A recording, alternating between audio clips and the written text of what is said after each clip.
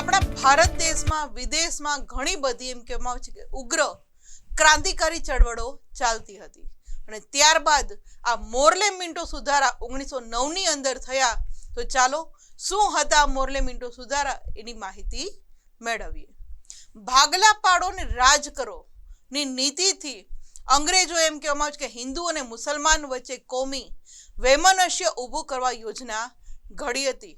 અને આ દિવસ હતો ઈસવીસન 1906માં. કારણ કે 1906 ની અંદર આપણે આગળ જ જોયું કે મુસ્લિમ લીગની સ્થાપના છે એ કરવામાં આવી હતી અને એની પાછળ જો કોઈ હતું, જો કોઈનો મોટો હાથ હતો તો એ હતો આ મોર્લે મિન્ટોનો. આગા ખાનના નેતૃત્વ નીચે મુસ્લિમોનું પ્રતિનિધિ મંડળ વાઇસરોય મિન્ટોને મળ્યું હતું.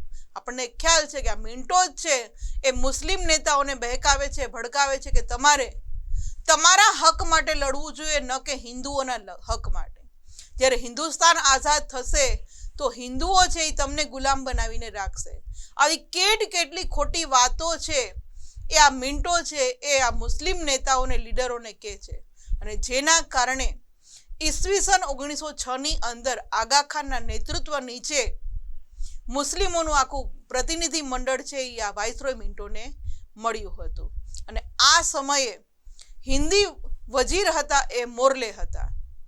અને એમ કહેવામાં આવે છે કે ત્યારબાદ આ હિન્દી વજીર મોર્લે અને વાઇસરોય મિન્ટો બંને મળી અને એક આખો સુધારો તૈયાર કરે છે, જેને આપણે કહીએ છીએ મોર્લે મિન્ટો સુધારો.